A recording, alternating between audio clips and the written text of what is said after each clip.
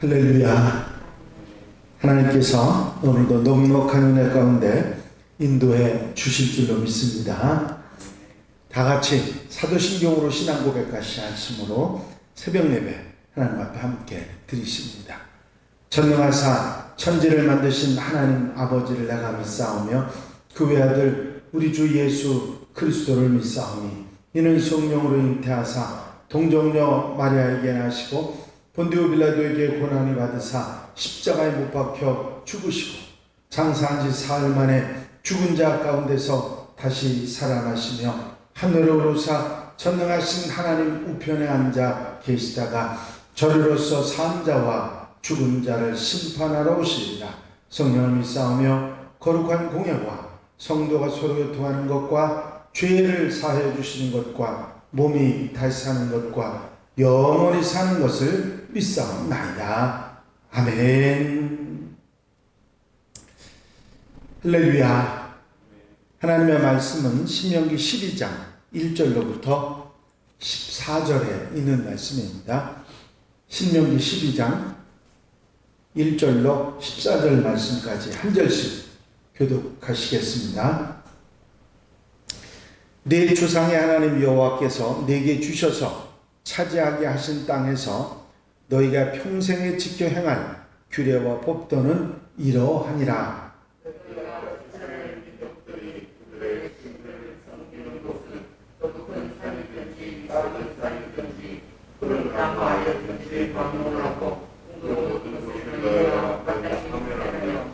그 제단을 헐며 주상을 깨뜨리며 아세라상을 불사르고 또 그 조각한 신상들을 찍어 그 이름을 그곳에서 멸하라.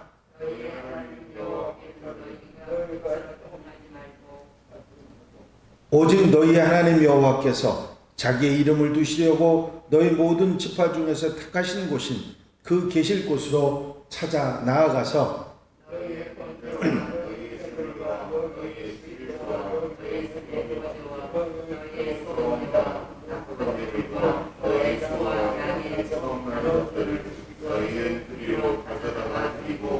거기 곧 너희 하나님 여호와 앞에서 먹고 너희 하나님 여호와께서 너희의 손으로 수고한 일에 복 주심으로 말미암아 너희와 너희의 가족이 즐거워할지니라.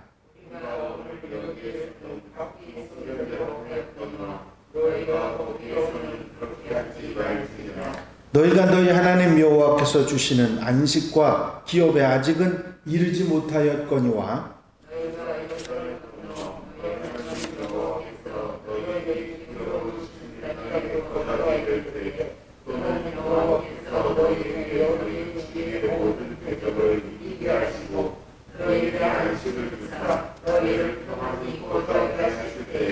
너희는 너희 하나님 여호와께서 자기 이름을 두시려고 택하실 그곳으로 내가 명령하는 것을 모두 가지고 갈지니 곧 너희의 번제와 너희 희생과 너희 11조와 너희 손의 거제와 너희가 여호와께서 원하시는 모든 아름다운 소원물을 가져가고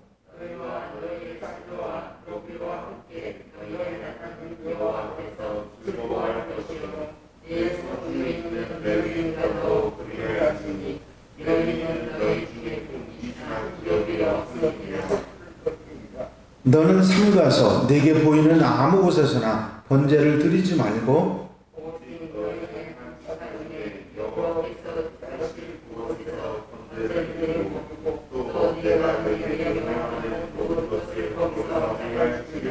아멘. 할렐루야. 오늘 함께 읽으신 본문은 1절 말씀에서 여러분들이 알 수 있듯이 이스라엘이 이제 하나님이 약속하신 땅 가나안 땅에 들어가서 평생 지키고 잊지 말고 살아야 될 규례와 법도를 알려주신 말씀입니다. 몇 가지 말씀을 하셨는데 제일 먼저는 그 땅에 들어가거든 그 땅에 있는 모든 우상을 제해버리라 하는 말씀이었습니다. 모세가 이스라엘 백성들에게 가장 먼저 하나님의 규례와 법도를 말씀하신 중에 가장 중요하게 먼저 말씀하신 것이 우상을 제해버리라 하신 말씀입니다. 너희가 쫓아낼 민족들이 그들의 섬기는 신들을 섬기는 곳은 높은 산이든지 작은 산이든지 푸른 나무래든지를 막론하고 그 모든 것을 너희가 마땅히 파멸하며 모든 우상의 제단을 헐어버리라는 것입니다. 그리고 그 이름을 멸하라고 말씀하십니다. 이것이 이스라엘 백성들이 가나안 땅에 들어가서 제일 먼저 행해야 될 과제로 말씀하신 것입니다.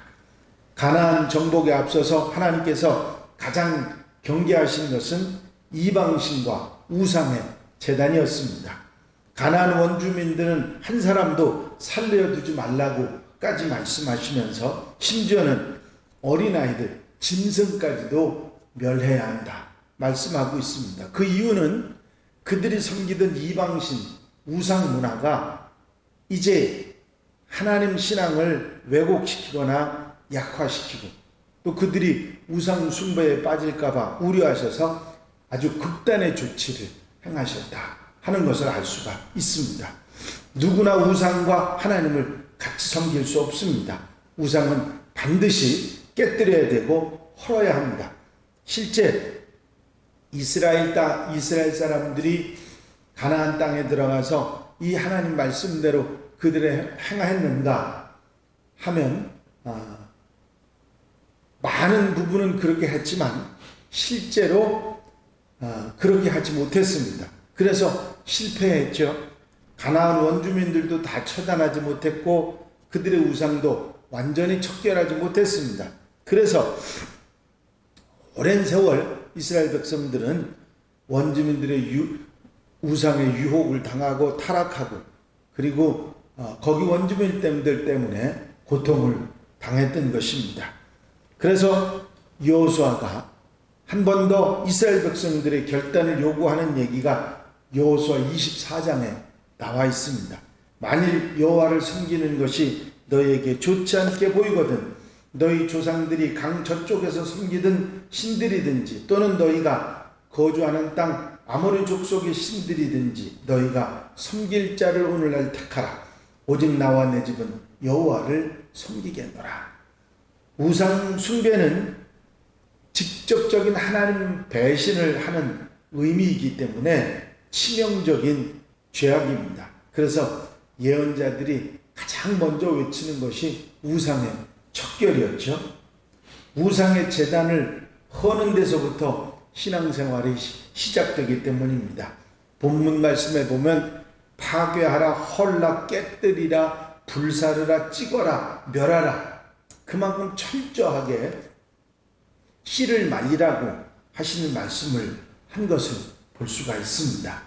이렇게 우상을 제해버리는 걸 가장 먼저 하고 그 다음으로는 구별된 장소, 특별히 구별된 장소에서 하나님을 예배하라 하는 말씀입니다. 5절에 보면 오직 너희 하나님 여호와께서 자기 이름을 두시려고 너희 모든 지파 중에서 택하신 곳인 그 계실 곳으로 찾아 나아가서 여기 11절에도 너희는 너희 하나님 여호와께서 자기 이름을 두시려고 택하실 그곳으로 내게 명령하는 것을 모두 가지고 갈지니 곧 너희의 번제와 너희 희생과 너희의 11조와 너희 손의 거제와 너희가 여호와께서 원하시는 모든 아름다운 소원물을 가져가고 하셨습니다. 13절 14절에도 보면 너희는 삼가서 내게 보이는 아무 곳에서나 번제를 드리지 말고 오직 너희 한 지파 중에서 여호와께서 택하실 그곳에서 번제를 드리고 또 내가 네게 명령하는 모든 것을 거기서 행할지니라 하셨습니다. 물론 하나님은 어디나 계십니다. 우리가 어디서 예배해도 하나님은 그 예배를 받으시고 예물을 흠양하시죠. 그럼에도 성경은 아무 데서나 하나님께 예배하지 말라고 가르치십니다. 명령하신 처소, 정하신 처소에서 번제와 예물을 드리라 하시는 것입니다. 구별된 처소, 구별된 성소에서 하나님을 예배해야 된다 하는 말씀이지요. 하나님께서 십계명을 주시기 위해서 모세를 시내산 꼭대기로 부르셨습니다. 하나님은 거룩한 분이기에 우리의 때 묻은 일상에서 하나님을 뵈려고 할 것이 아니라 구별된 성소에서 하나님을 배워라 하는 것입니다. 하나님께서 호렙산에서 시내산에서 모세를 처음 부르실 때 여기는 거룩하니 네 발에서 신을 벗으라 하시지 않았습니까? 하나님은 구별된 분, 거룩한 분입니다. 우리가 하나님께 예배를 드릴 때도 구별된 처소인 성소에서 예배를 드리는 것이 맞습니다. 성전에서 예배를 드리고 기도하는 것이 맞지요. 말하자면 이것이 하나님을 예우하는 일이라 그렇게 말할 수 있습니다. 우리가 굳이 교회에 나와서 예배드리고 기도하고 찬양하는 것은 예배당이라고 하는 구별된 처소에서 교제하고 예배하는 것이 옳기 때문입니다. 안 계신 곳 없이 계신 하나님께서 어디에서나 들으시는 기도 들으시고 예배 받으시지만 하나님이 정하신 처소에서 예배하는 것이 소중하다 하는 사실을 깨달아야 됩니다. 물론 우리가 집에서 기도하고 예배해도 하나님은 그 예배와 기도를 받으십니다.